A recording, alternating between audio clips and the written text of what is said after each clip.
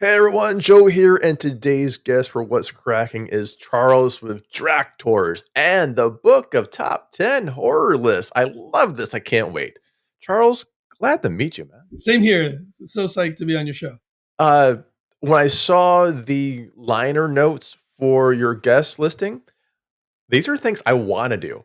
I want to go to DracTours. I want to get the book of time. This is all my jam right there. And I see the universal. This is a universal monster, Frankenstein, right behind you. Fine. We got Hannibal. If we look a little further, we got the Wolfman looking over. Wolfman.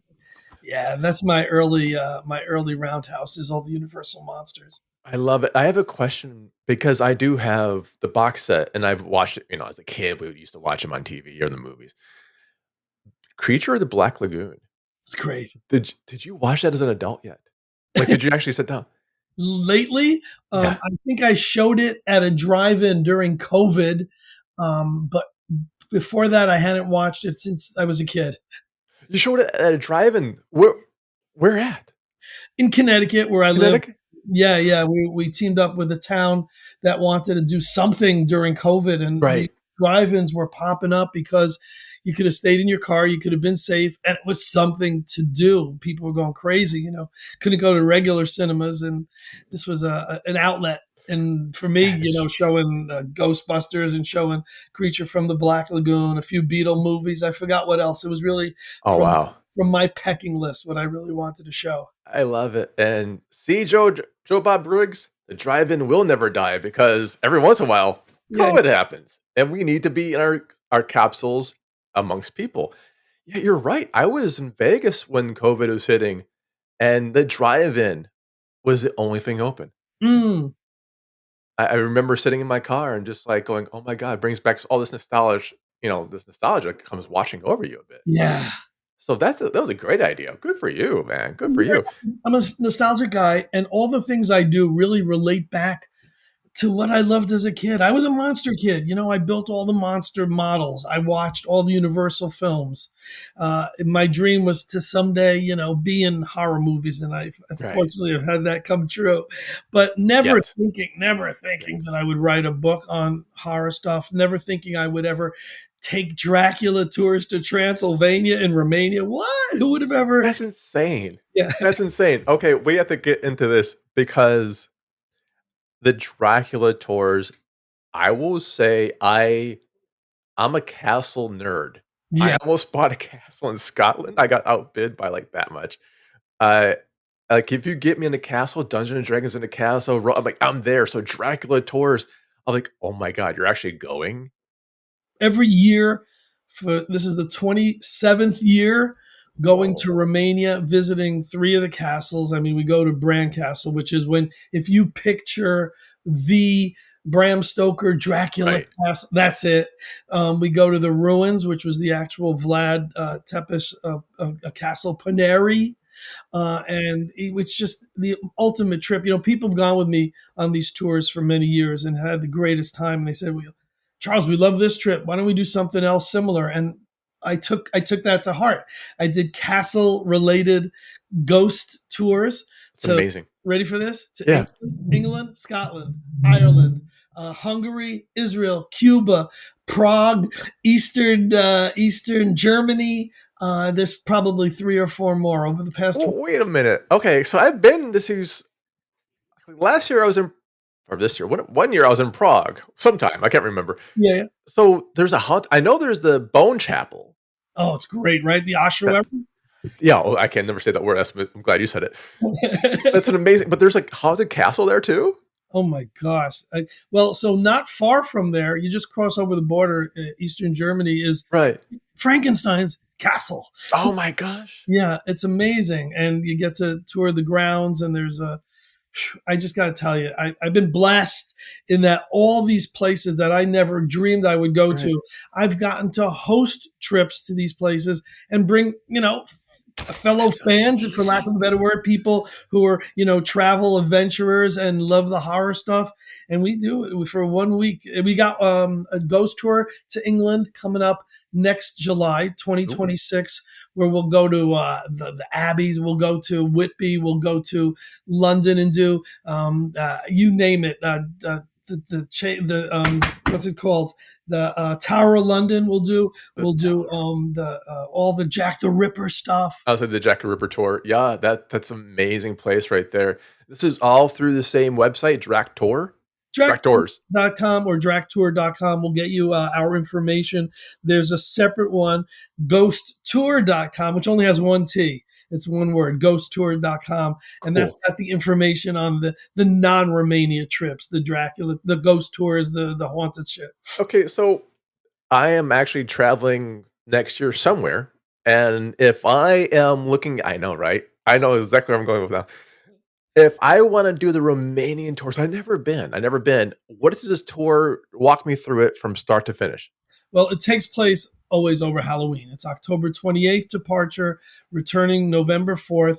And what it does, Joe, is we combine the legend, the lore, the fiction of Dracula, Bram Stoker's, novel, and we follow in the footsteps of Jonathan Harker, our Oh, hero from yeah, Dracula, and we combine that with the truth, the history, the actuality of Vlad Tepes, Vlad the Impaler, and we put them both together, and it's just the most amazing trip. For years, if you went to Romania yeah, and you were into Dracula or Vlad, well, they had this like you'd go for one day and maybe there would be, 10 other senior citizens who've done everything else on the planet. So they heard, okay, well, let's go see a Dracula castle and right. spend half a day doing some nonsense. We spend a whole week.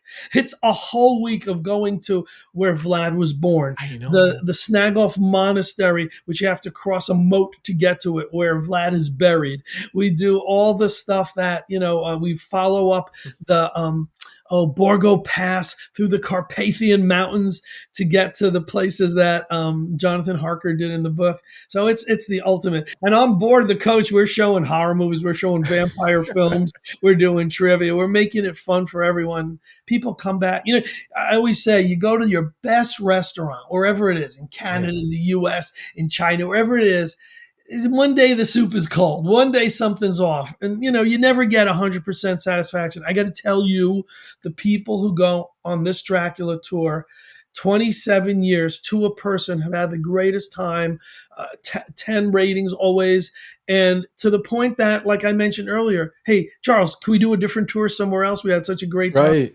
And we exchange, you would think Christmas cards, we exchange Halloween cards, and we stay in touch year after year because the trip is it's so fun. It's so it's what people would want to do. It's how I do my tours. Is what would I Right, want in the tour if I was going as just a regular traveler, and that's what absolutely. builds it around, and it's been very successful. That is a brilliant way of doing it, and you're right. I've seen tours that should be more than a day, and then you do a day tour, you spend some time, but it's mostly traveling.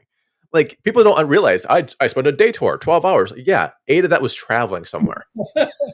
It's true. We've got it well planned so that, Yeah, we start in Bucharest, which is, of course, the capital, and we go to a lot of the ancient places there. And I don't know if man. it's still there, but there used to be a Dracula themed restaurant. So we eat dinner there and we kind of, follow a route so that the traveling is never more than a couple of hours in between. And then we eventually do head back to Bucharest. But I got to tell you, the stuff that you can buy on the bazaars on the streets. You still see horse and buggy coaches Oh, riding wow. the streets. It's really it's going back in time, but still loving everything that we love about vampires and Dracula and a third world country. Yeah, and nary a place for Scholomance or Sholomance, depending on how you say it, that once we find it, though. I love how you're saying this, the Dracula and the monsters and stuff as a kid, 'cause I that's what I would love to see as a kid is, like, I got the Ravenloft, like, I Strahd in the background. I've got the Monster Mansion for Milton Berle? Not Milton Berle, Milton Bradley. Milton Bradley, yeah. Yeah. Oh, like, Milton Berle. Oh, and I have all these things that, like, I've in my view right now, and, like, even as a kid, I would love to go, but now, as an adult, sign me up, I'm there. Yeah, absolutely. It's the ultimate. There's horror conventions you can go to. You can pick up a book. You can go to this event, that event. You can watch movies, but to actually live and See it. breathe, Yeah. that type of event, to me, that's the ultimate. That's exactly it, like, I I wasn't lying. I'm not sure if this is on air or before air. Like, I almost did buy a castle in Scotland It's crazy. because that's just my mindset. I'm like, oh, I love the atmosphere and all stuff like that. But to actually see the historic areas inspired, the historic areas that went through it, that has to be fantastic. This is all DracTours.com. Yeah. Man, okay. I am definitely have to check this out for next year because this is like the wish list, bucket list, whatever you want to call it nowadays. Yeah, yeah. We have to travel these places, and you've been doing it for 27 years. What made you? What was the first trip then? First of all, wish list is a good word because you got to be like 100 years old to have a bucket list, as far as I'm concerned. Touch wood. But yeah, it was. I'll tell you how it came about. Is Yeah. I was doing Beatle tours to Liverpool, being a big Beatle fan, and somehow getting this whole travel thing underway. And 40 years, I've been doing that since 1983. Whoa. And people said, Nice. Charles, you love monsters, you love the horror stuff. Can't you do something? Can't you tie in like you do your Beatle tours? This is Yeah. your passion. And I go, what am I going to do? A trip to Transylvania? And then it was like the light bulb went off, and I did a little research, and I found some partners that I could tour guide with there, and they could, I could be the host, and they could be the tour operators, and it just came together so perfectly. And 98 was the first year. I went for the first 12 or 13 years that we did it. Now Yeah. I run haunted houses, and I do too much during Halloween, so I can't go.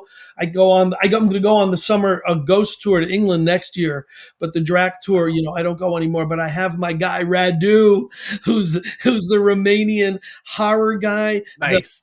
He's a professor in history. You ask him about, Romanian government, he knows every answer. You ask him about Bram Stoker, Dracula, how did they go up to Bicitro through the Borgo? He knows everything, and people just love this guy. Oh, that sounds amazing. And I love that it keeps everything going and you expanded. Yes. That's great. When you're saying full disclosure, when you said Beatles the first time, I'm like, which Beatle horror movie? Like, what was like? There's a Hammer film with a Beatle in it? Like, a Hammer horror? Like Two separate the loves, Beatle. Nah, nah, separate nah. worlds. But if you do watch Yellow Submarine, Frankenstein does come out and turn into John Lennon somehow. But we'll keep it. Oh man, I actually had the box set for that one. That was a long time ago. So when you're doing all this, you also have the book of top 10 horror lists. What made you want to do that one? That happened during COVID because all the things that I normally do, I couldn't do. I'm a Right. DJ on weekends. I do parties. I couldn't do that. My tours, I couldn't do Beatle tours, Dracula tours. I couldn't do any of my ghost tours, anything. I was really going out of my mind. And I thought, well, I'm home. I'm isolating.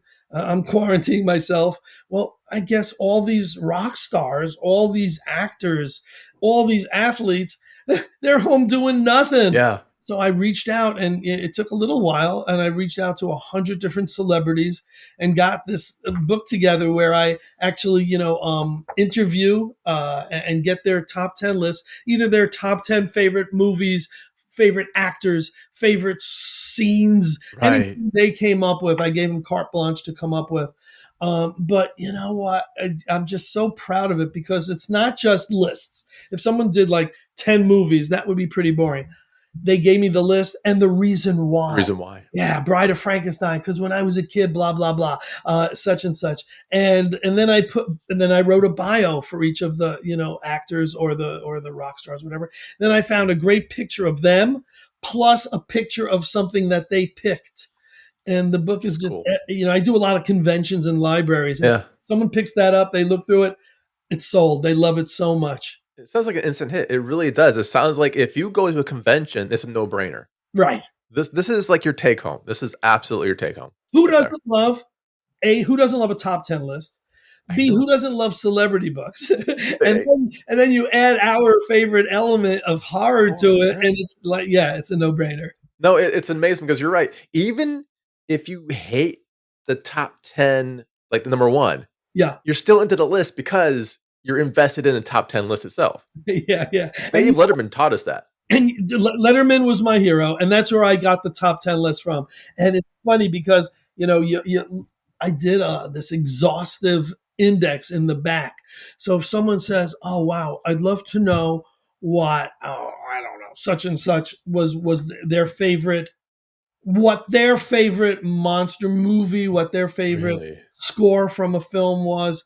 They could just look at the name of the person, the name of the celebrity, and it's lists That's their cool. favorite. Or they look at the name of the film and they see Right. who picked it. Fred Schneider, the lead singer of the B-52s, said, "Well, Charles, I don't want to do my favorite movies. Can I do scariest songs in horror movies?" Scariest. Yeah, scariest soundtracks and scores from films. Anyone got whatever they came up with. Oh, wow. Loved the concept, and I said yes. You know, best kills in slasher movies, best female heroes in harm, you name it, and it's in the book.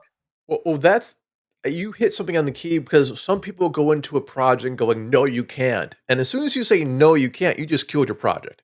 Yeah, Saying, "Yes, we can." That's not what the project was in my mind, but it is now.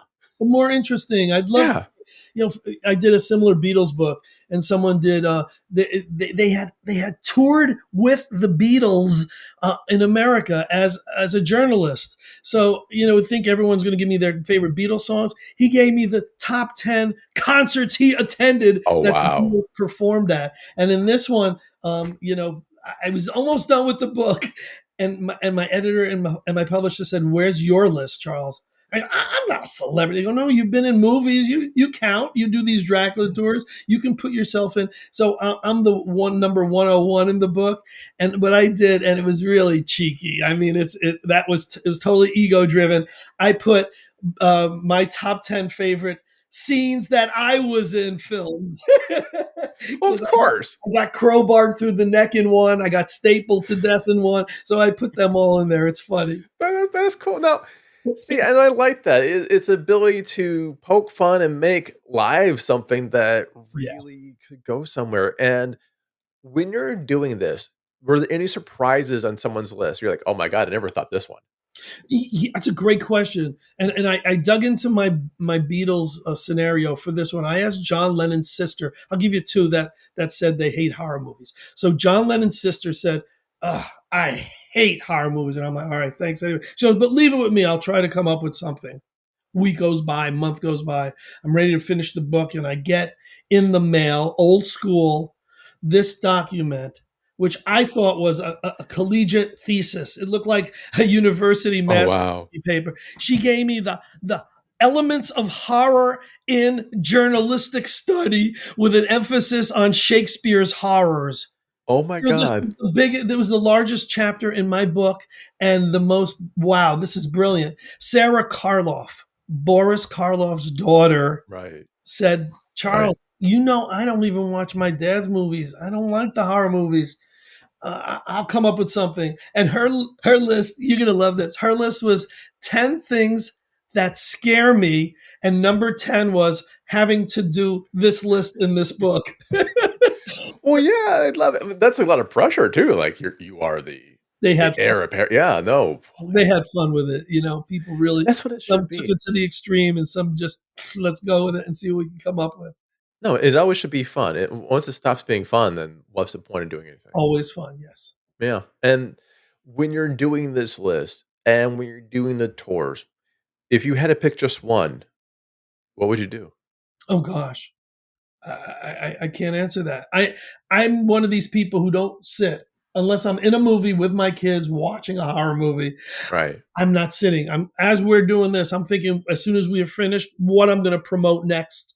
I'm a maniac promoter. So I've got this amazing event coming up July 12th and 13th in Connecticut. It's called Paracon.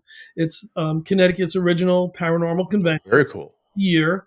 And we've got Eddie Munster. Butch Patrick is coming as a guest, 30 plus paranormal and spooky and true crime guests.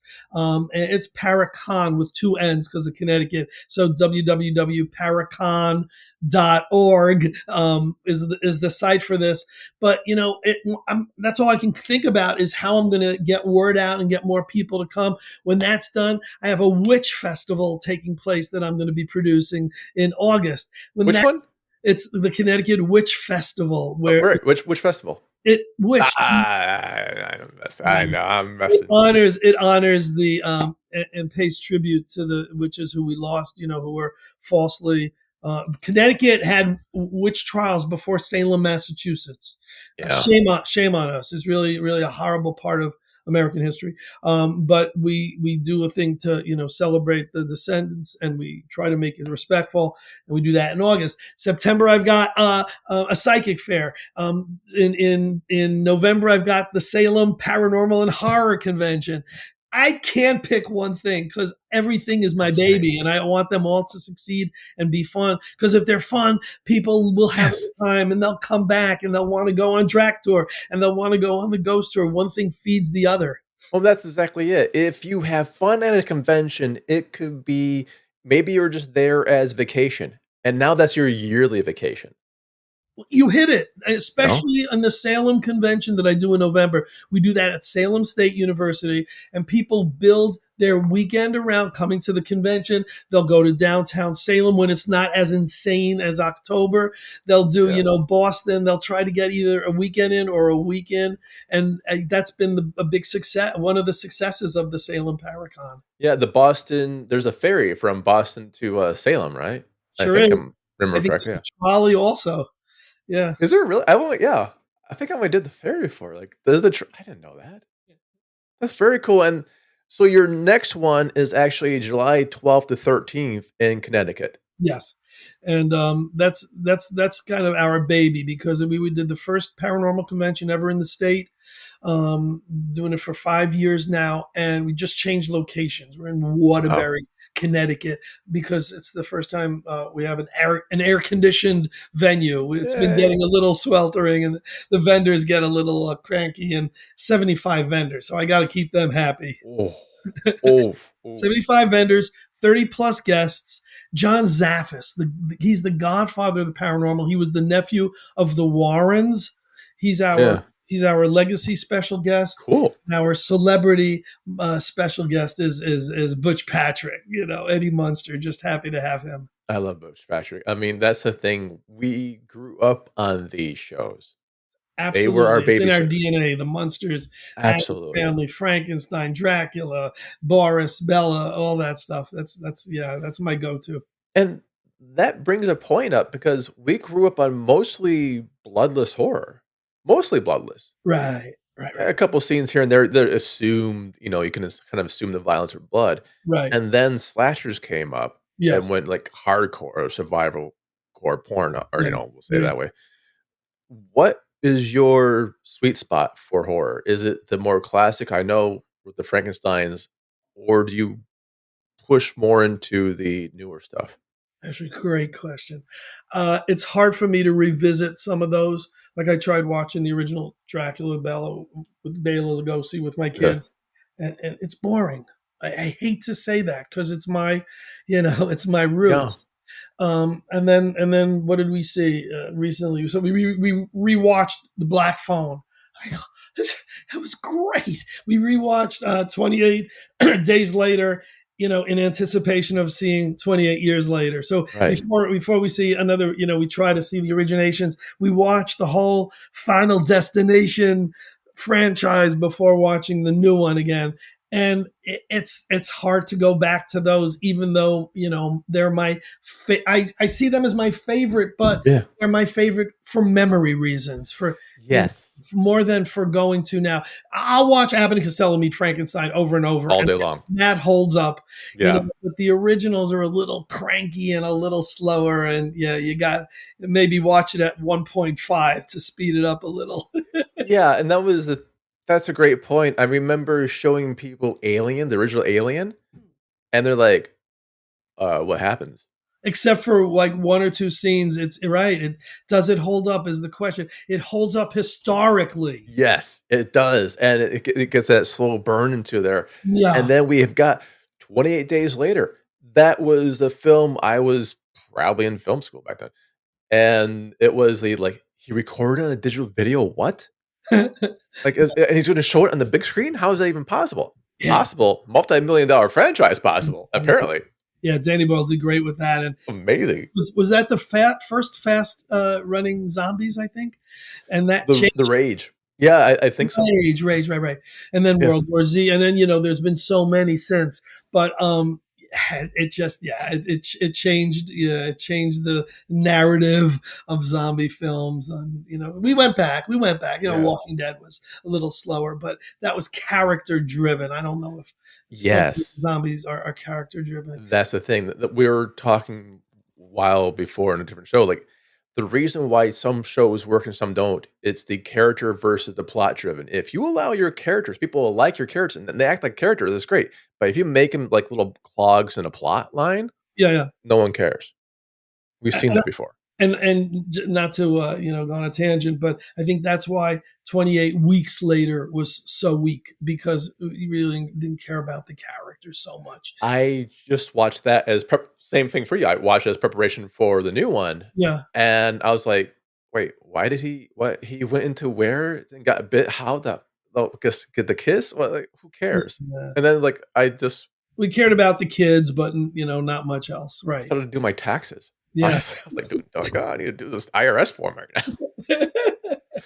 Like, yeah, I know. So we're getting into the conventions. I see the tour. I see the book. Conventions, I have a pinky's worth of knowledge on conventions, but they seem to be scary, logistical, nightmare blahs. What made you want to go like, I can do this? So tough, because I was an idiot as a kid and put on a convention because there were other conventions, and I thought, oh, I can do one. And this wasn't a paranormal show. It was something that I did when I was still in high school, Oh and maybe wow. I had 80 people. But then when I went to college, I put one on at the university, and then I had 2,000 people. I went, what? I mean, wait, this can be something Yeah. exciting. And they don't always make money. If you're a big time concert promoter and you put on 50 shows a year, if 30 of them are successful, you've made money. If Yeah. you're putting on two conventions or three conventions a year and two of them don't make money, you're devastated for the year. So it's intense promotion. It's intense getting those vendors to come and making sure they're happy and they make money and they want to come back. They want to come And then, back. it's the guests. We're flying in some guests. We're putting them up in hotels. We're bringing tables so they'll be able to set up on them.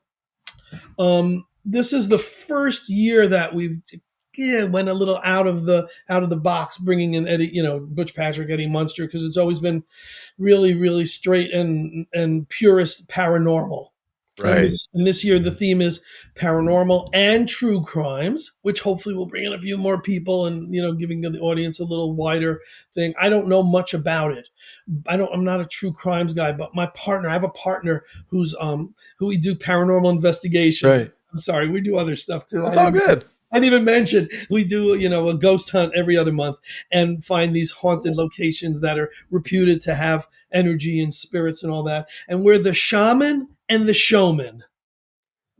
Guess which one I am. So anyway, he's the Yeah. real deal. He's a shaman. He's psychic. He's an empath, but he's also 40 years of criminal investigation. That's his background. Oh wow. So this made sense to do the paranormal convention and true crimes, and we're bringing it to a place where there's a lot of true crimes called Waterbury, Connecticut, and it's in, as you mentioned, July 12th and 13th. July 12th and 13th. And what's the website again?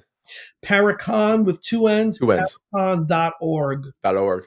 Yeah. I love that idea, and we used to have a true crime podcast, and it did really well, short form, and it did really well. Yeah. People love the horror true crime. It's like another adjacent thing they just kind of slide into. Adjacent. Yeah, that's Yeah, a great word. When people ask why is that, I never think that it's adjacent. It is yeah, horror, paranormal, ghost tour, drag tour, true yeah, crime. It's all kind of, it's a nephew, it's a relative, but adjacent is a great word. yeah. And I love conventions like this because you can get some paranormal, you can get some true crime at like Gen Con, but Mm. Gen Con also has like 12 million other things going on all at once, Yeah, yeah, yeah. and so you're getting. But when you go to, like, your con in July 12th to 13th, it's focused. This is what we're gonna get. This is what we have. Yeah. This is, and you don't have to worry about being drowned out by the next new video game. And you know what I love doing at my shows, and I try to do whenever possible, is I'd rather have this humongous room than 100 different breakout rooms. This Right. way, the vendors can hear the special guests talking. Someone can say, "Oh, wait, wait." this is neat jewelry. Can I buy this from you? And they say, oh wait, there's a great guest on. I'm like, here, I'll be right back. And they, they're not having to go to isolated rooms and miss something that might be going on somewhere else. Yes. That drives me nuts at conventions. I think you hit it on the head because what people who do conventions, they think the more the better. Sometimes, I mean, arguably, I guess it worked for Gen Con with like a couple $1,000,000. Yeah. But usually, as soon as you get into an isolated room, you just lost that segment of your audience who's not going to a vendor right now, who Yeah. can't see the vendor right now, who's not even maybe they're 20-minute walk away from the vendor right now. Yeah, that's You know? crazy. There's been events where the vendors in one hotel and then the guests are in another, and that's Why? insane. Why? Every convention I do and have done 40 years on now, you have to go through the vendors before you can get to Yeah. guests. You have to go through the vendors before there's guest speakers. Visit them first. Let them see you. I dread the. I've been at shows where the convention is in one ballroom and then the vendors are on the penthouse. Really? Well, no one's coming up to that. No one's they won't even know it exists. Nah, They nah. won't even know it exists. And that's part of the showmanship of it. You see the way things should be as a show. Yeah, I see it Because you from would every never angle. I see it from the vendor's angle, Yeah. from the producer's angle, but from the fan's angle first and foremost. Yeah. I mean, if you explain to people, okay, we're gonna watch the first 10 minutes of the movie in theater A, and then you have to cross the street, get a cab, go downtown for the Like, rest of the movie. Like, no, yeah, we're good. right. One or the other. I won't do it both. So you bit off a lot as a kid and you learn from it. What is one of the things you learned, like never to do again? It's really funny because the first job I ever had, and it was probably the last. I've never really had an actual job, being a employed promoter and producer and act and all the silly things I have as a co-title there with the slashes. I interned at an old movie theater that turned into a live cabaret house. And the promoter came in and borrowed from to pay, and he did an event at a college where he got paid advance money, and he used that money to open up this theater. And I was his intern at this theater, and it was a celebrity playhouse, and he booked a laundry list of upcoming Right. acts. And then the first show was in January, and we had the largest snowstorm in history. Oh, And he lost his shirt. And within 2 weeks, he disappeared. He really left town. He did one of of those course. Midnight Express things.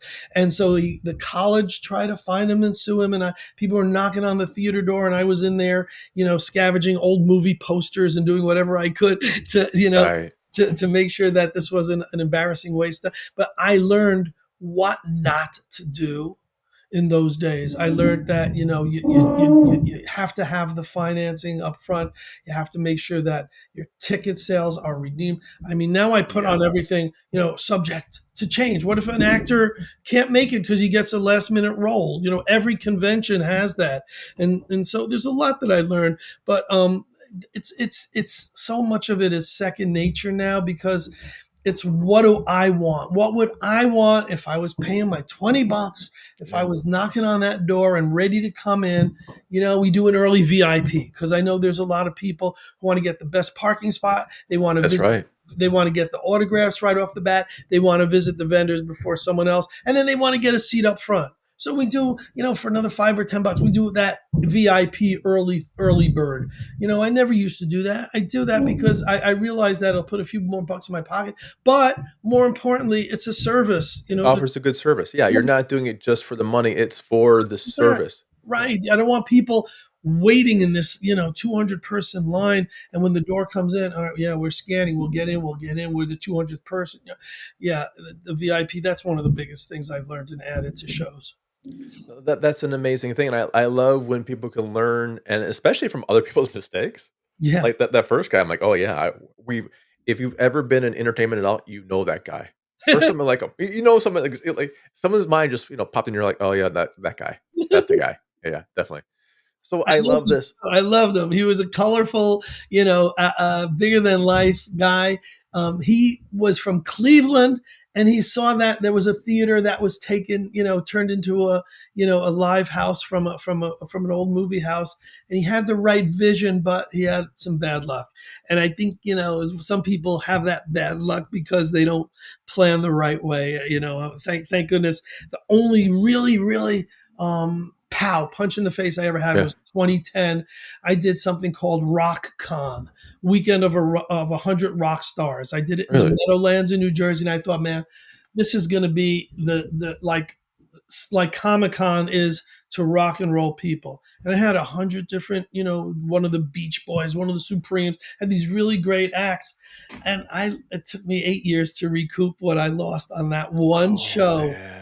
because I put full page ads in USA Today and the New York Times and the Daily News and the Post, and thinking the first show, if I over advertise it, well, I'll get 5,000 people. That doesn't always happen the first time.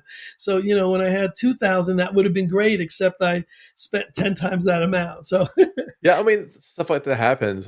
We can absolutely see where things were advertised well beyond the show's ability to recruit. mm, yes, But that's how you learn. That's how of you have to course. learn. And that's exactly it. And this goes back to I've asked my guests always this question. What advice would you give when I say younger version, I mean like, child to like early teen version of you? Yeah.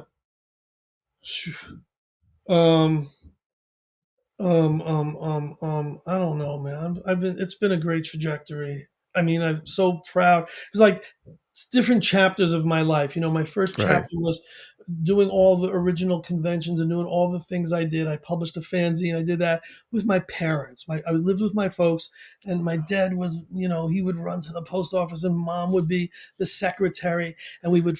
If we'd send out the magazines, they Yeah. would stamp it. I would address it. It was a family thing. And then, they passed on. I got married, have kids now, in their teens and onward. And that's the second stage of the life. Right. What would I have done differently? I would have recorded somehow everything as it went. I would have logged it. I would have loved to have had a journal of what events I did that I've since forgotten, like Right. people I've met.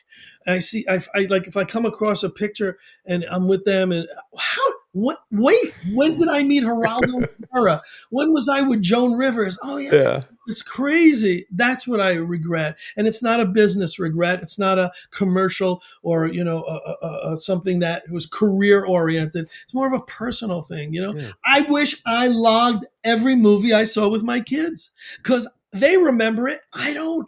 I have to rewatch it to remember this stuff. So it's a whole nother generation and a whole nother. That's the only thing. It's not a regret. It's a what I wish Right. I could have done. Yeah. Well, but I think you have it really was when we were growing up, we were too busy doing I mean, we didn't have our little recording devices in our pockets, Exactly. Exactly. you know? Yeah. And our memory, like, yeah, we've all seen pictures like, I don't remember this at all. Or we misremember. I'm like, weren't you there? Like, no, I wasn't there. Really? Yeah, no, I was at this one. Like, Yeah. Misremembering a lot. Yeah. yeah, that's Mismemory Lane, which I think that's actually a title of Colton Haynes's book. Oh, I love it. Yeah, it's a perfect example of, like, how our memory kinda works, and that's great. It doesn't always have to be business, but I think that is the greatest personal advice you can have is make some kind of documentation that you can go back and go, "Okay, I did this." Yeah. Yeah. And just to trajectory-wise. Well, you know what?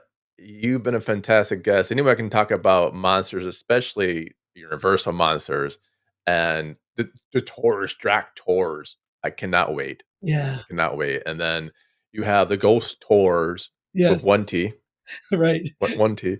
And then you have your July 12th to 13th in Connecticut with 2 N's, Paracon with Paracon.org. .org. Yeah. My gosh, you're busy. So where else can we find you? I mean, that's a lot of places to find you, but where else can we find you? My last name is Rosenay, Rosenay. Right? Facebook, Instagram, and I'll usually post all my stuff. See, what's really dumb? Okay, I'll tell you what I should have done. There we go.